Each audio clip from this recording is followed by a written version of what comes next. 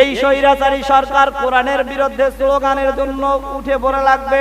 মানুষ যাতে করে ইসলামের পথে না থাকতে পারে তার ব্যবস্থা এই স্বৈরাচারী সরকার করবে।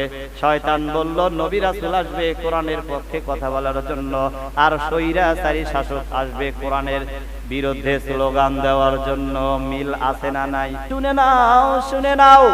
এই যে মসজিদে আজান হবে, মসজিদে আজান শোনার পর কিছু মানুষ নামাজ পড়ার জন্য মসজিদে আসবে, কিছু মানুষ আসবে না। যারা নামাজে আসবে তারা আমি আল্লাহর জান্নাতে যাবে, আর যারা মসজিদের আজান শুনে নামাজ পড়ার জন্য আসবে না, ওই ইবলিস তুমি শুনে নাও, আজকে একটা হুকুম অমান্য করার কারণে তোমাকে যেরকম করে আমি জান্নাত থেকে বহিষ্কার করে দিলাম, বিতাড়িত করে দিলাম। শয়তান তুমি শুনে নাও, পৃথিবীতে যেই বান্দা আল্লাহর আজান শুনে, নামাজের আজান শুনে মসজিদে যাবে না নামাজ পড়ার জন্য, ওই বান্দাকে আমি আল্লাহ পাক তোমার অনুসারী করে জাহান্নামে দিয়ে দেব। আমার মুসলমান ভাইয়েরা, আজকে সমাজের ভিতরে নামাজের সংখ্যা কম না বেশি? আওয়াজ দিয়ে বলতে হবে, কম না বেশি? এই দুইটা দাবি কিন্তু এই শয়তান আল্লাহর কাছ থেকে নিয়ে নিল। পাশেই রয়েছে হযরতে আদম। হযরতে আদম বলে, হায় রব্বুল আলামিন, আপনি তো শয়তানকে সব পাওয়ার দিয়ে দিলেন, তাহলে আমার সন্তান কেমনে জান্নাতে যাবে? আমার সন্তান তো জান্নাতে যেতে পারবে না। আল্লাহ পাক বললেন, আদম রে, টেনশন করার কোনো কারণ নাই, চিন্তা করার কোনো কারণ নাই, কারণ বান্দা আমি খুব যত্নে করে বানিয়েছি। এই বান্দাকে জান্নাতে দেওয়ার কৌশল আমি আল্লাহ পাকের কাছে রেখে দিয়েছি। একটু আওয়াজ করে বলা যাবে কিনা আল্লাহু আকবার? হযরতে আদম যখন আল্লাহকে বললেন, আল্লাহ পাক বলছে, আদম রে শুনে নাও, শুনে নাও, পৃথিবীতে বান্দা যখন গোমরাহির ভিতরে চলে যাবে, বান্দা যখন গোমরাহির ভিতরে চলে যাবে, আমি আল্লাহ পাক এই বান্দাগুলোকে গোমরাহি থেকে ফিরে আনার জন্য যুগে যুগে নবী রাসূল প্রেরণ করব পৃথিবীতে।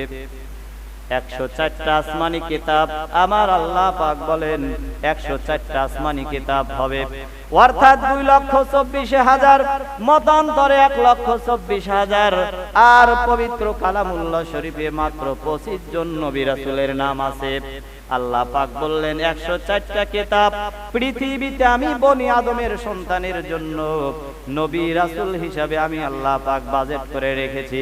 বান্দা যখন সরল পথ থেকে, বান্দা যখন অন্যায়ের ভিতরে লিপ্ত হয়ে যাবে, বান্দাকে সাবধান করে দেওয়ার জন্য, বান্দাকে ভালো পথে আনার জন্য আমি আল্লাহ পাক নবীর ব্যবস্থা করেছি। পাশে আবার দাঁড়িয়ে আছে ইবলিস, আদমের মহাশত্রু।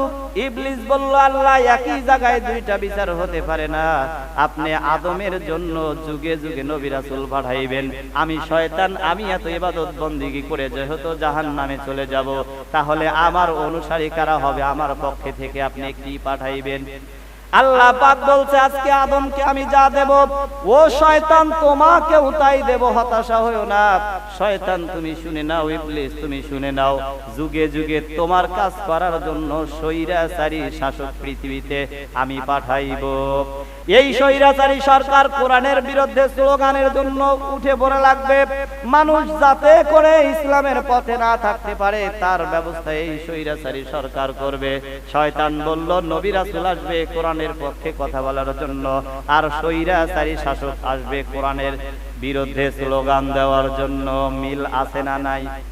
এইটা আজকের না, এইটাই পূর্বেই।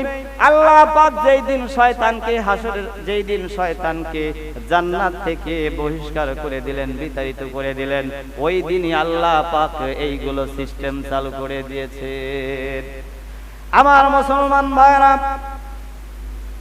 আদম বলল নবী যাবে, নবীর উপরে কিতাব নাজিল হবে।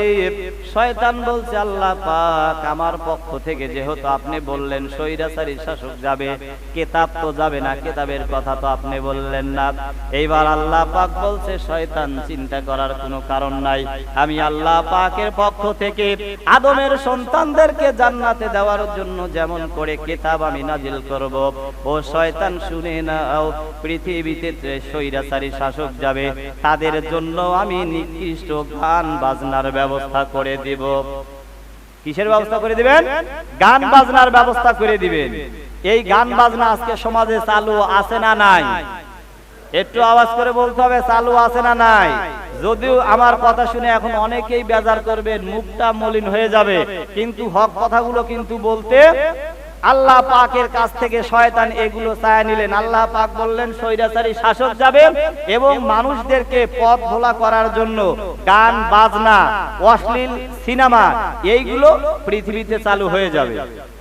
আজকে সমাজে কোন অনুষ্ঠান হইলেই ডিজে বক্স আসে না নাই? ডিজে বক্স ছাড়া আমাদের কোনো অনুষ্ঠানই হয় না। এই ডিজে বক্স যিনি চেয়ে আনলেন ইনি কি শয়তান না আদম? কোনটা কোনটা, শয়তান না আদম? তাহলে আজকে যারা সমাজে কোনো অনুষ্ঠান হইলে ডিজে বক্স ছাড়া অনুষ্ঠান সম্পূর্ণ হয় না, এরা কি আসলে আদমের অনুসারী না শয়তানের অনুসারী? প্রশ্ন আপনাদের কাছে, উত্তর আপনারাই খুঁজে নেবেন। কিন্তু হক কথা তো বলতেই হবে, বলতে হবে না? বলতে হবে না? হক কথা কিন্তু বলতে হবে।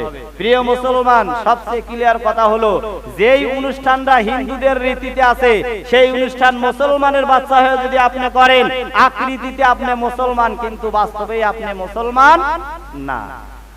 লেবাসে আপনি মুসলমান কিন্তু আকীদাগত দিক দিয়ে আপনি মুসলমান না। আপনাকে হয়তো মানুষে জানাজা করে কবরে রাখবে, আর যারা হিন্দু তাদেরকে চিতায় পোড়া শেষ করে দেয়। কিন্তু মনে রাখবেন মুসলমান, আল্লাহ পাক বাহ্যিক দৃষ্টি দেখবে না, আল্লাহ পাক আপনার অন্তরের আপনার আকীদাটাই দেখবে।